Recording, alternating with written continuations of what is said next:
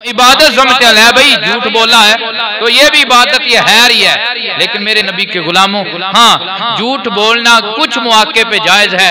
जब आपने किसी की सुलह करवानी हो तो उस जगह पे आप शरीयत के दायरे में रहते हुए बड़ा बलंडर ना बोलें, लेकिन ऐसा झूठ बोल सकते हैं, ऐसी बात कह सकते हैं कि जिसके जरिए दो झगड़े हुए खानदान आपस से मिल जाए, आपस में मिल जाएं। तो इसके अलावा बीवी के साथ उसका दिल रखने के लिए बड़ा कोई झूठ ना बोले, लेकिन ऐसी बात कह सकते हैं कि जिसकी वजह से उसका दिल रखा जा सके। ये भी हुजूर की सुन्नत है कि दिल तोड़े नहीं दिल जोड़े, दिल तोड़े नहीं दिल जोड़े। हुजूर ने फरमाया राज की बातों में से एक बात ये भी है जो अल्लाह की बारगाह में मेरी हुई आयशा, वो ये है कि जो किसी का टूटा हुआ दिल जोड़ेगा अल्लाह उसे सीधा जन्नत अता फरमाएगा। जो किसी का दिल जोड़ेगा अल्लाह उसे क्या अता फरमाएगा? सीधी जन्नत अता फरमाएगा। तो झूठ जहाँ पे बोलने की इजाजत है वहां पे हम बोलते नहीं। अब हम देखते हैं दो झगड़े हुए खानदान है तो हम बल्टी के ऊपर तेल छिड़कने की कोशिश करते हैं ताकि ये मजीद आपस से दूर हो जाए, ये झगड़ जाए। हालांकि लड़वाना ये शैतान का काम है और दो झगड़े हुए खानदान को मिला देना हबीब रहमान का काम। भाई भाई हुए मुहाजिरो अंसार, दिल मिलाना मेरे हुजूर का है, दिल मिलाना मेरे हुजूर का है। हुजूर ने जोड़ा है।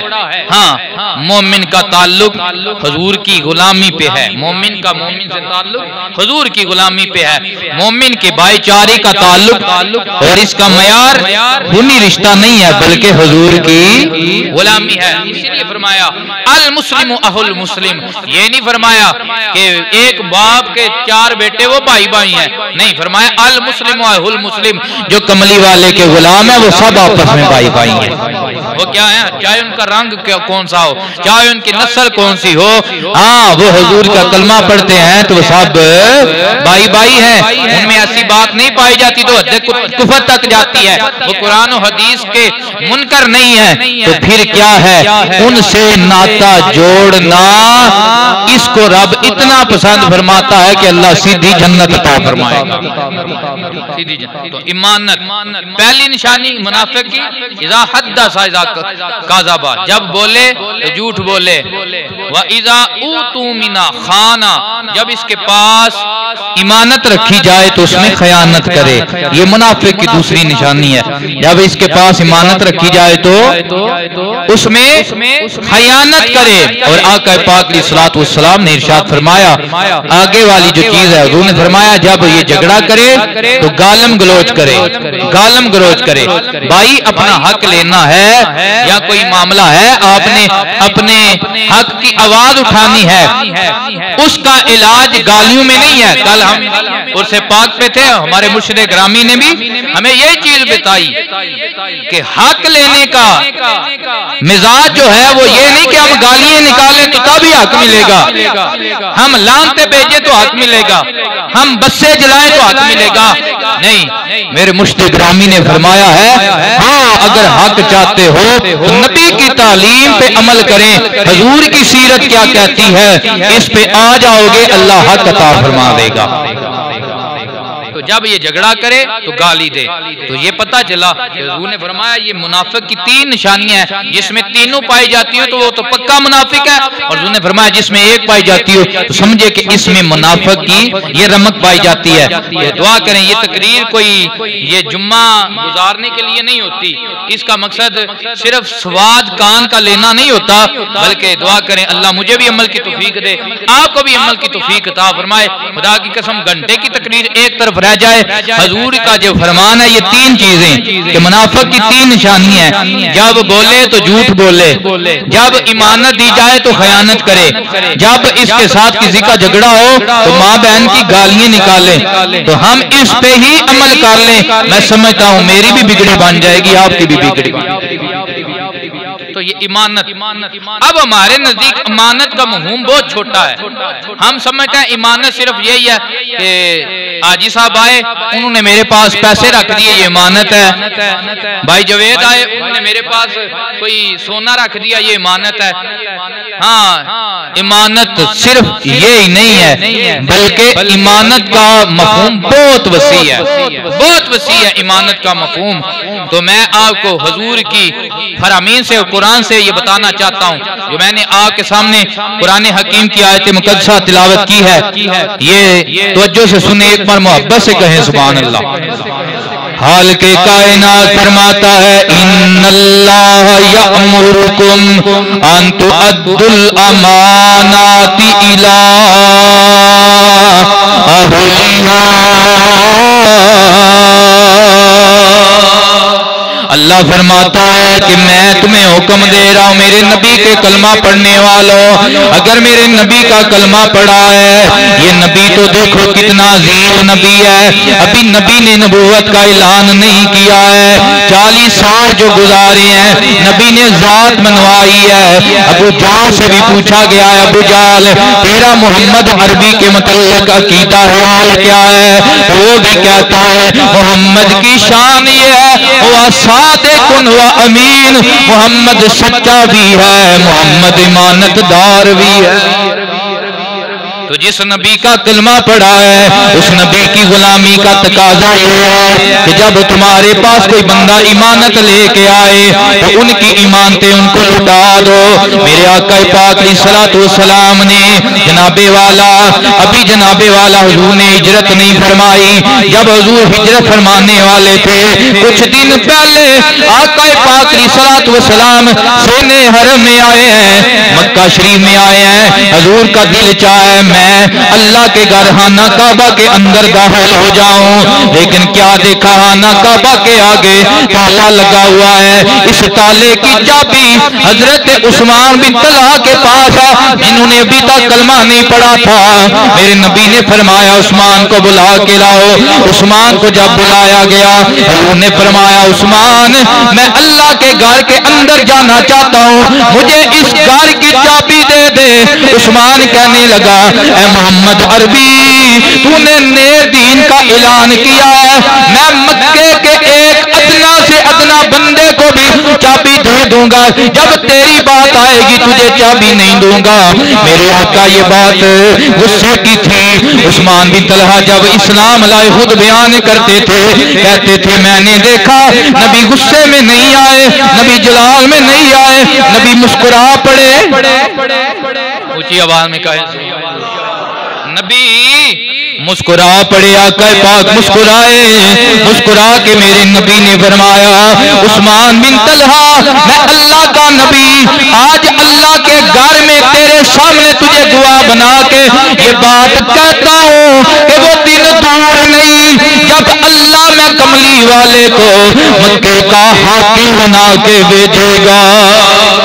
जब मैं अल्लाह मेरा अल्लाह कमली वाले को मक्के का हाकिम बना कर भेजेगा, और उस वक्त ये खाना काबा की चाबी मेरे हाथ में होगी, और मैं आमना का लाल जिसे चाहूंगा उसे ये चाबी अता फरमाऊंगा, जिसे चाहूंगा उसे ये चाबी अता फरमाऊंगा।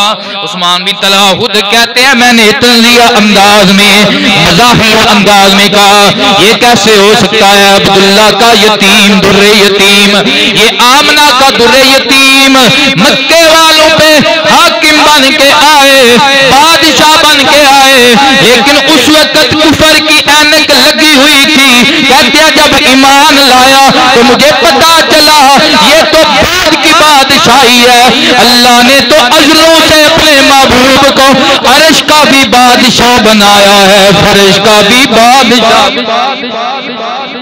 अर्श का भी बादशाह बनाया है, फर्श का भी बादशाह बनाया। तो मैंने तंज़िया अंदाज में कहा उस दिन मक्के के लोगों के लिए जिल्लत का दिन होगा, कुरैशियों के लिए वो जिल्लत का दिन होगा जब मोहम्मद अरबी एक यतीम हम के ऊपर हमारे ऊपर हाकिम बन के आएगा। मेरे नबी फिर गुस्से नहीं हुए, हुजूर फिर मुस्कुराए, मुस्कुरा के फरमाया उस्मान बिन तलहा ना ना ना ऐसी बात ना बोल कि उस दिन जिल्लत का दिन होगा। ना ना, जब कमली वाला हाकिम बन के आएगा अरब वालों को पूरी दुनिया पे इज्जत मिल जाएगी। ना नीर वहाया बन दिए ना दुखड़े सुनाया बन दिए गल अल्लाह दिया महबूबा बस तेरे बनाया बन दी। तो उस दिन अरब जलील नहीं होंगे ना, जिस दिन कमली वाला हकम बन के आएगा ना उस दिन अरब वाले पूरी दुनिया पे इज्जत पा जाएंगे, पूरी दुनिया पे इज्जत पा जाएंगे। क्यों? उस्मान बिन तलहा जिसको जो भी इज्जत मिली है या मिलेगी उसे ज़ारा के बाबे की गुलामी का सदका मिलेगी। इसलिए मैं कह रहा हूं ना नीर वहाया बन दिए ना दुखड़े सुनाया बन दिए। सारे मिल के आखो गल अल्लाह दे महबूबा बस तेरे बनाया ओ बन दिए। मेरे नबी के गुलामों हुजूर हिजरत फरमा गए। अब फतह मक्का के दिन मेरे आका पाक जब फातह मक्का बन के आए उस्मान बिन तलहा कहते हैं उस दिन सुमैया को कत्ल करने वाले उनकी भी नजरें झुकी हुई थी, जुनैरा पे जुल्म करने वाले उनके भी रंग पीले पड़ चुके थे, मुसलमानों को बिलाल को मारने वाले बड़े बड़े हाकिम कांप रहे थे। अल्लाह अकबर। लेकिन नबी पाक जब मक्का में तशरीफ लाए मैं हैरान रह गया। ये वक्त था काफिरों की गर्दनें काटने का, ये वक्त था इनकी औरतों को बेवा करने का, ये वक्त था इनके बच्चों को यतीम करने का। लेकिन मेरे नबी ये ऐलान फरमा रहे हैं आज का दिन बदले का दिन नहीं है। और जाओ जाओ कमली वाले ने तुम्हें माफ फरमा दिया है। फिर हम क्यों ना कहें गल अल्लाह दिया ओ महबूबा बस तेरे बना बन दिए। उस्मान भी तला कह रहा था मुझे भी वो बातें याद आ रही थी जो मैंने खाना काबा के सेन में मोहम्मद अरबी की नाउजुबिल्लाह आंख में आंख डालकर हालते कुफर में कही थी। वो नाज़ेबा बातें मुझे डरा रही थी। आज मोहम्मद अरबी मुझे मारेंगे, मुझ पे जुल्म ढाएंगे। पाक नबी के गुलामों जरा ध्यान करो ना। उस्मान को बुलाया गया, हुजूर ने फरमाया उस्मान चाबी दे। उस्मान कहते हैं जब मैंने चाबी पेश की साथ मैंने कहा ऐ आका मोहम्मद मुस्तफा ये चाबी आपके पास मैं अमानत दे रहा हूं। चाबी आपके पास किस मौजू पे गुफ्तगू हो रही है? अमानत पे। किस पे हो रही है गुफ्तगू? अब दुनिया का ये कायदा है जो फातह बन के आता है उसे इख्तियार होता है, वो जिसे चाहे चाबी दे, जिसे चाहे जमीन अलाट करे, जिसे चाहे वो मोहल्लात दे, जिसे चाहे वो ओहदा दे, उसे इख्तियार होता है। उसे उस्मान बिन तलहा ने हुजूर का कलमा नहीं पढ़ा था और उस वक्त बात भी बड़ी सख्त की थी मैं दुनिया के अदने बंदे को चाबी दे दूंगा, मोहम्मद तुझे चाबी नहीं दूंगा। वो दिन जिल्लत का होगा जिस दिन तुम हाकिम बन के आओगे। इतनी सख्त बातें की थी। अब कह रहा है कि ए मोहम्मद अरबी चाबी दे रहा हूं लेकिन अमानत के तौर पे दे रहा हूं। ये किसके तौर पे दे रहा हूं? अमानत के तौर पे दे रहा हूं। मेरे आका पाक अलैहिस्सलाम ने चाबी पकड़ी। उस्मान कहते हैं मैं हैरान था, नबी पाक अलैहिस्सलाम मुझे करीब बुला के मेरी गर्दन उड़ाएंगे, मुझे मारेंगे। लेकिन मैंने क्या देखा, नबी पाक ने मुझे करीब बुलाया। जब करीब बुलाया साथ फरमाया उस्मान याद करना नबी दा वादा सच्चा है कि झूठा। उस्मान याद करो नबी ने जो बात की थी वो सच है या झूठ है। उस्मान के दिल की दुनिया बदली। वहीं पे हाथ जोड़े अर्ज करने लगे, तेरे मुंह जेड़ी निकले वो गलती रे, तेरे मुंह जेड़ी निकले वो गलती रे, करे तू इशारा जेड़ा ओ तकदीर, आखो तेरे मुंह जेड़ी निकले ओ गल, आखो गलती रे, आका करे तू इशारा जेड़ा ओ यो तकदीर रे। उस्मान बिन तला कहते हैं नबी पाक का ये प्यार देकर, ये अंदाज देकर दिल की दुनिया बदली। मैं हुजूर की बारगाह में अर्ज किया, आका जी मुझे भी कलमा पढ़ाइए, मुझे भी अबू बकर उमर उस्मान अली के यारों में ले लीजिए। हजूर ने कलमा पढ़ाया। अब कलमा पढ़ाने के बाद हजूर ने चाबी वापस दे दी, चाबी वापस दे दी, चाबी अता की, फकत चाबी उस्मान को नहीं दी। हजूर ने फरमाया ये तुझे ही नहीं दे रहा उस्मान, ये तेरी नस्लों को भी दे रहा, ये तुझे ही नहीं दे रहा, ये तेरी नस्लों को ही दे रहा हूं।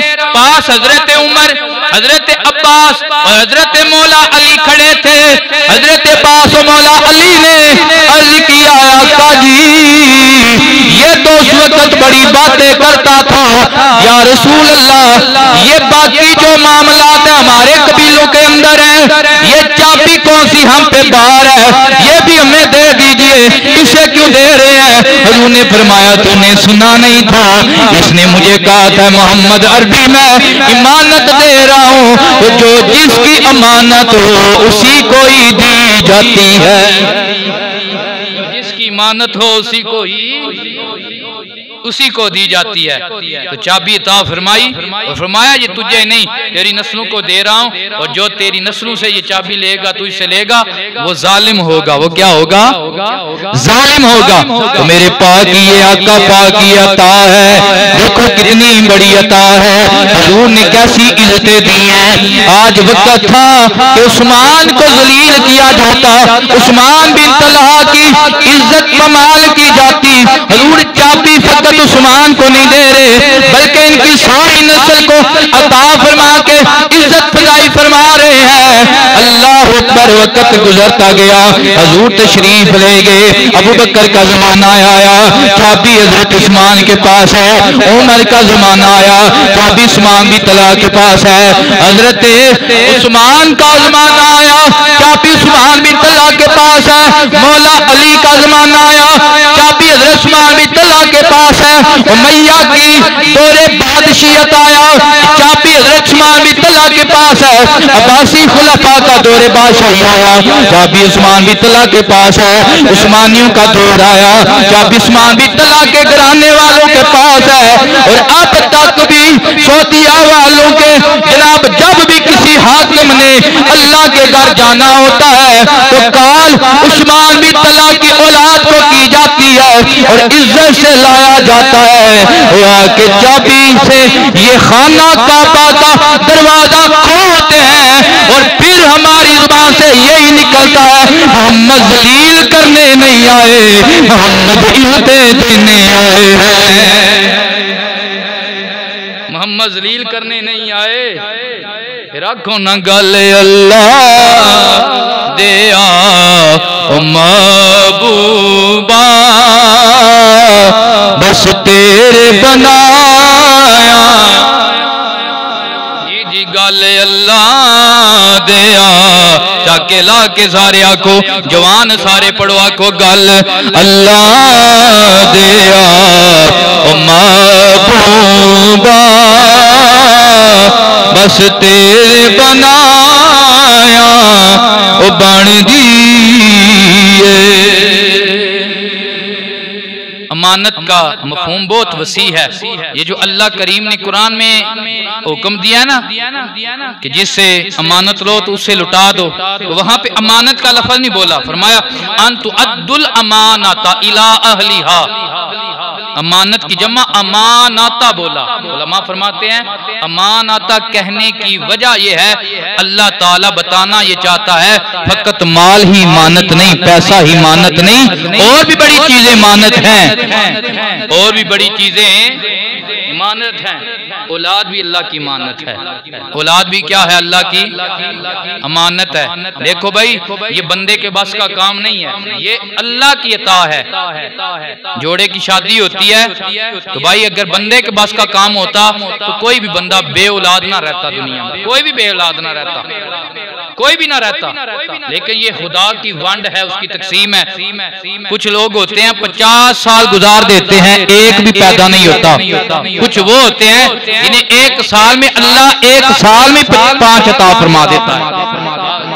नेट का जमाना है और अखबारात में खबरें छपती हैं जब किसी के यहाँ एक माँ के यहाँ जुड़वा बच्चे पैदा होते हैं, भाई फलां माँ के 3 बच्चे हुए, 5 बच्चे हुए, तो ये रब की तकसीम है, बंदे की अता नहीं है, ये बंदे की हिम्मत ताकत नहीं, ये अल्लाह की तकसीम है। मियां साहब फरमाते हैं इतना नो ओ इतना दे बस बस कर दी और डाली एक नादा चाबूर सुगावे तो जान जहानो और ये जो अल्लाह ने औलाद रखी है इसकी आजमाइश अल्लाह ने नबियों से भी ली है। इसलिए मियां साहब ने भी कहा था सिख पुत्रा दी और डाडी आंदी कहंदे लोग सियाने ए मेवा नबियां भी मंगे कारी कारी उज़र बहाने। औलाद अल्लाह की अमानत है, अल्लाह औलाद दे तो इस अमानत का पहला हक ये है कि मेरे नबी फरमाते हैं अद्दिबु औलादकुम अला सलासी हिसालिन हुब्बी नबियकुम व हुब्बी अहली बैतिही व क़िराअतिल कुरान। फरमाया अल्लाह औलाद दे, ये अमानत है। इस अमानत का हक ये है अपनी औलाद को 3 चीजों की गुट्टी दे। कितनी चीजों की? कितनी चीजों की गुट्टी दे? 3 चीजों की गुट्टी दे। पहली चीज क्या है? हुब्बी नबीकुम, नबी की मोहब्बत सिखा, नबी की मोहब्बत का दर्स दे। दूसरी गुट्टी क्या है? हुजूर फरमाते हैं हुब्बी अहली बैतिही, आले बैत का प्यार सिखा, नबी के घराने का, नबी के घराने का। मैं वैसे सईदों के मौजू पे या अहले बैत के मौजू पे बहुत कम बयान करता हूँ। उसकी वजह यह है बाद बंदे समझते हैं और शायद ये अपनी बात कर रहे हैं, लेकिन ये मिंबर का तकाजा, बात आ गई है तो ये समझें।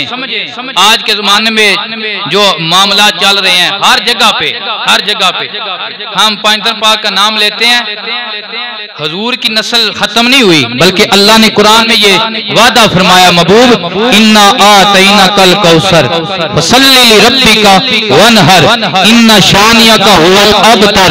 सोने महबूब हमने तुझे खैर कसीर दी है। ये कौसर का एक माना जो सबसे ऑथेंटिक माना है वो ये किया गया है कि महबूब हमने तुझे ऐसी औलाद दिया जो खत्म होने वाली नहीं है, जो खत्म होने वाली नहीं है। इन्ना शानियका हुवल अबतर, तेरे दुश्मन जो है वो बे औलाद है, अबतर है। मेरा महबूब तेरी औलाद ता सुबह क़यामत रहेगी और ता सुबह क़यामत तेरे नाम के डंके बजते रहे, तेरे नाम के डंके बचते रहेंगे। भाई बात यह है, हम पंजतन पाक का मोहब्बत से नाम लेते हैं तो जो नस्ल है हुजूर की, सैयद जिन्हें हम कहते हैं, जो हजरत मौला कायनात हुजूर ने फरमाया ना कि अल्लाह ने बाकी लोगों की औलाद बेटों से चलाई है, अल्लाह ने मेरी औलाद मेरी बेटी फातिमा से चलाई है और मेरी औलाद अली के सुल्ब में रख दी है। कहें ऊंची सुभान अल्लाह, ऊंची आवाज में कहें सुभान अल्लाह। अल्लाह ने मेरी औलाद अली के सुल्ब में रख दी है और मेरी औलाद मेरी बेटी फातिमा ज़हरा से चलाई है। अब सैयद भी इंसान है, सैयद से भी कुताही हो सकती है, सैयद भी गुनाह कर सकता है। हमारे नजदीक अदब का मयार ये है, हमारे नजदीक मोहब्बत का मयार ये है कि हम उसे सलाम करते हैं जो बस अच्छा अमल करने वाला हो। भाई नमाजी तो चूड़ा भी हो तो उसकी भी इज्जत की जाती। हुजूर ने फरमाया मैं तुम में दो चीजें छोड़ के जा रहा हूँ, ये नबी की मानते हैं, एक कुरान और अपनी अहले बैत। एक कुरान और अपनी, ये नबी की मानते हैं। हुजूर ने फरमाया अब देखें, अब गुजरे हूँ किसी अनजान ने कुरान को रूढ़ी पे फेंक दिया हो, उसके इर्द गिर्द गलाजत लगी हो, तो अब क्या करेंगे? वहां पे रहने देंगे? उठाएंगे, सीने लगाएंगे, चूमेंगे, उसे साफ करेंगे, अदब वाली जगह पे रखेंगे। क्यों भाई? ये तो वर्के नहीं भाई, ये अल्लाह का कलाम है, नबी की मानत है। अल्लाह का कलाम है, नबी की मानत। यार इसे गंद लगा है, तू सीने लगा रहा है, यार इसे गंद लगा है, तू चूम रहा है, तो इसे क्यों चूम रहा है? अल्लाह का कलाम है, नबी की मानत है। हाँ सैयद भी गुनाह कर सकता है, हाँ सैयद को भी गुनाह का गंद लग सकता है। गुनाह देख के सैयद की बेअदबी ना करना, इससे पीछे ना हटना। सैयद की इज्जत नमाज की वजह से नहीं है, सैयद की इज्जत रोजे की वजह से नहीं है, सैयद की इज्जत दाढ़ी की वजह से नहीं है, सैयद की इज्जत मोहम्मद अरबी के खून और निस्बत की वजह से है, हुजूर के खून और निस्बत की वजह से। और ये बात चची तुली है। एक बुजुर्ग थे, उन्हें हुजूर का दीदार हुआ करता था, हुजूर की कचहरी की हाजिरी नसीब हुआ करती थी। एक दिन किसी सैयद से नामुवाफक बात हो गई, उन्होंने सैयद को थप्पड़ लगा दिया, हुजूर का दीदार बंद हो गया, हुजूर का दीदार बंद हो गया। समझ गए मुझसे गलती हुई है, माफी मांगी, नबी पाक का दीदार तो हुआ लेकिन हुजूर ने अपना चेहरा फेरा हुआ है, पाँव में गिरे, या रसूल अल्लाह मुझसे क्या गुनाह हुआ? फरमाया क्या तू मुझे थप्पड़ मारता है? क्या तू मुझे थप्पड़ मार? या रसूल अल्लाह ये कैसे हो सकता है? फरमाया मेरी फातिमा के बेटे को तूने थप्पड़ मारा था, जो मेरी फातिमा के बेटों को तकलीफ देता है वो नबी को तकलीफ। इस बात की जरूरत है, इस बात की जरूरत है समझने की मेरे भाइयों। तो ये बात इसलिए की कि आगे ये भी नबी की अमानत है, इसका भी हमने लिहाज रखना है। सैयद का एहतराम नमाज की वजह से नहीं, रोजे की वजह से नहीं, हाँ वो नबी के तरीके से ना हटे, ऐसा ना हटे कि वो कुफर में चला जाए, ऐसा ना हटे कि जो तरीका अल्लाह के पाक नबी और आले पाक साहबे पाक है उससे रास्ता तब्दील ना करे। अगर तब्दील करेगा तो फिर नूह का बेटा भी बेटा कहलाने का हकदार नहीं है। गुनाहगारी सबसे होती है, सब में हो जाती है, लेकिन सैयद का हया हुजूर की वजह से है। किस वजह से है? किस वजह से है? हुजूर की वजह से है। तो मेरे आका पाक अलैहिस्सलातु वस्सलाम के गुलामों, अल्लाह जब औलाद दे, औलाद भी अल्लाह की अमानत है और इस अमानत का हक ये है कि इसको तीन चीजें सिखाओ। पहले हुजूर की मोहब्बत, हुजूर की मोहब्बत आएगी ना जब सच्ची मोहब्बत आएगी। देखें तुझे मुझे जो भी चीज प्यारी हो ना उसकी हर निस्बत प्यारी लगती है, उसके कपड़े भी प्यारे लगते हैं, उसके बच्चे भी प्यारे लगते हैं, उसके यार भी प्यारे लगते हैं, उसके ताल्लुकदार भी प्यारे लगते हैं, उसके ससुर भी प्यारे लगते हैं, उसके दामाद भी प्यारे लगते हैं। जब तू मोहब्बत रसूल में कामिल हो जाएगा तो फिर नबी के घर का भी हया करेगा, नबी के दौर का भी हया करेगा। अगर तेरी मोहब्बत नबी से नाकामिल है, अनकम्प्लीट है, हुजूर से तेरा प्यार सच्चा नहीं है, तो फिर तू फर्क करेगा हुजूर की की निस्बत के अदब में तू फर्क करेगा, लेकिन अगर तू अपनी औलाद को या अपने आप को ये हुजूर की मोहब्बत का दर्स देगा, फिर नबी भी प्यारा लगेगा, नबी की निस्बत भी प्यारी। औलाद इमानत है, इसका हक क्या है? उन्होंने फरमाया अपनी औलाद को मेरे नबी की मोहब्बत का दर्स दो, आल की मोहब्बत का दर्स दो। आल की मोहब्बत का एक हदीस सुने, क्या मिलेगा भाई, क्या मिलेगा मोहब्बत करने में? बस अल्लाह अल्लाह करें। अल्लाह अकबर। जिस अल्लाह की अल्लाह अल्लाह करनी है वो अल्लाह भी नबी के प्यार से प्यार करता है। एक दिन हुजूर मिंबर पे तशरीफ फरमाए, हजरत मौला कायनात सामने तशरीफ फरमाए, इमाम हसन मुज्तबा इमाम हुसैन मुज्तबा रजी अल्लाह ताला अन्हुमा दोनों हस्तियां आई लड़खड़ाती हुई। हुजूर मिंबर से उतरे, इन्हें बिठाया और हुजूर ने खुतबा इरशाद फरमाया, पहले और था अब और है। हुजूर ने क्या इरशाद फरमाया? आका ने इरशाद फरमाया, मन अहब्बनी, तिरमिज़ी की हदीस मुबारका है, रावी भी मौला अली हैं, फरमाया मन अहब्बनी, जिसने मैं कमली वाले से प्यार किया, व अहब्बा वालदैनी, जिसने हसन हुसैन से प्यार किया, व अहब्बा अबाहुमा, जिसने अली से प्यार किया, व उम्महुमा, इनकी माँ फातिमा से प्यार किया। या रसूल अल्लाह क्या मिलेगा? फरमाया काना माइया फी यौमिल क़ियामा, वो जन्नत में पैंतन पाके साथ होगा। वो जन्नत में पैंतन पाके, वो जन्नत में पैंतन पाके प्यार किया जिसने। अब प्यार क्या है? फक्त जुबान का प्यार है? नहीं, जिससे प्यार किया जाता है उसकी जात भी मानी जाती है, उसकी बात भी मानी जाती है, उसकी जात भी मानी जाती है, उसकी बात भी मानी जाती है। हाँ, हुसैन पाक का नाम आला है, हम नाम लेते हैं, प्यार है, ये प्यार का इजहार है। लेकिन अगर जात में आप सच्चे हैं तो यजीद जानी है, हम उस तरफ नहीं जाएंगे। यजीद नशई है, हम उस तरफ नहीं जाएंगे। यजीद धोखाबाज है, अगर तेरे मेरे में धोखा है समझ जा, अगर तेरे मेरे में नमाज की कमी है समझ जा, अगर तेरे मेरे में खराबियां हैं, वो यजीद वाली हरकतें हैं। इस वजह से इमाम पाक ने यजीद की बैत को कबूल नहीं किया है और घराना लुटाया है। तो समझ जा, तूने हुसैन की जात तो मानी है, बात नहीं मानी। मैंने हुसैन की जात मानी है, बात नहीं मानी। मोहब्बत कामिल तब है जब हम कोशिश करें। कोशिश, इंसान है भूल जाता है, ये नहीं है कि इंसान भूल नहीं सकता, उससे खता हो नहीं सकती। इंसान का मां नहीं भूल जाना है, भूल जाता है। लेकिन कोशिश ये है कि अगर हम प्यार करते हैं और प्यार में सच्चे हैं तो वो ये है, हम हुसैन की बात भी मानेंगे, इमाम अली मुकाम की जात भी मानेंगे, इमाम अली मुकाम की बात भी मानेंगे, आपकी जात भी मानेंगे। तो ये मौजू किसी और तरफ चला गया। औलाद अमानत है। हजरत नबी पाक सल्लल्लाहु अलैहि वसल्लम की सहाबिया हजरत उम्मे सुलैम रजी अल्लाह ताला अन्हा, ये आखिरी बात करके इजाजत चाहता हूँ। बातें तो काफी मेरे पास, लेकिन आखिरी बात करके इजाजत चाहता हूँ, वक्त हो गया। उम्मे सुलैम, इनकी दूसरी शादी हजरत अबू तलहा से हुई। पहले हामन ने तलाक दी या फोत हो गए, जैसा भी था। उनमें से हजरत अनस थे जो हुजूर की खिदमत में भी रहे हैं। दूसरी शादी हजरत अबू तलहा से हुई। इनसे एक बेटा पैदा हुआ जिसका नाम उमैर रखा गया। क्या नाम रखा गया?